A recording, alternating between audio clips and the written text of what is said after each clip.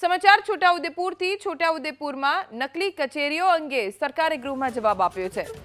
છોટાઉદેપુરમાં નકલી કચેરીનો પર્દાફાશ થયો હતો। કૌભાંડ આચરાયું હોવાનો પર્દાફાશ થયો હતો। જે નકલી કચેરીઓ ઝડપાઈ તેની જાણ થતાં જ તાત્કાલિક કાર્યવાહી કરી હોવાનો દાવો ગૃહમાં સરકાર તરફથી કરવામાં આવ્યો છે।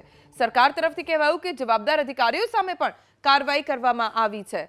જે કોઈ પણ સંડોવાયેલું હતું એ તમામની સામે કાર્યવાહી થઈ છે અને નાણાંની રિકવરી અંગે ન્યાયિક તપાસ પૂર્ણ થયા બાદ કાર્યવાહી કરવામાં આવશે તેવી બાંહેધરી પણ સરકાર તરફથી આપવામાં આવી છે। 2016-17ની નકલી કચેરી ચાલતી હતી તેવી વિગતો તપાસમાં જાણવા મળી છે। સરકારના જવાબ બાદ કોંગ્રેસના ધારાસભ્યોએ નારા લગાવ્યા હતા। સરકારને ઘેરવાનો કોંગ્રેસના ધારાસભ્યોએ પ્રયત્ન કર્યો। નકલી અધિકારી, નકલી પોલીસ, નકલી કચેરીના કોંગ્રેસના ધારાસભ્યોએ નારા લગાવ્યા। અમારા સંવાદદાતા વિપુલ બાલધા પાસેથી વધુ જાણકારી પ્રાપ્ત કરીશું। વિપુલ, નકલી કચેરીને લઈને સરકારે શું સ્પષ્ટતા ગૃહમાં કરી છે?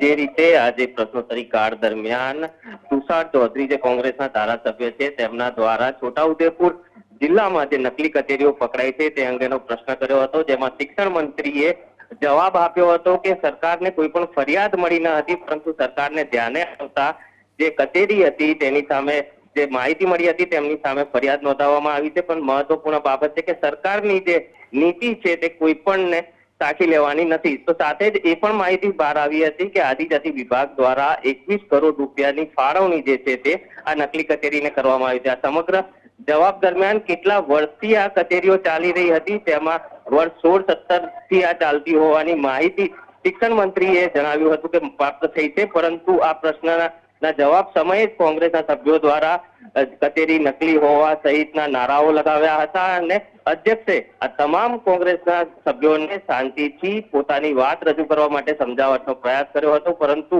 કોંગ્રેસના સભ્યો દ્વારા આ મુદ્દે કોઈ પણ બાંધછોડ નહીં કરીને વોકઆઉટ કરવામાં આવ્યો છે અને નકલી કચેરીઓના પ્રશ્ન અંગે વિધાનસભા ગૃહની અંદર કોંગ્રેસ અને ભાજપના સભ્યો દ્વારા પણ સામસામે માહોલ ઉભો કરવામાં આવ્યો હતો। વિપુલ, આભાર જાણકારી આપવા માટે।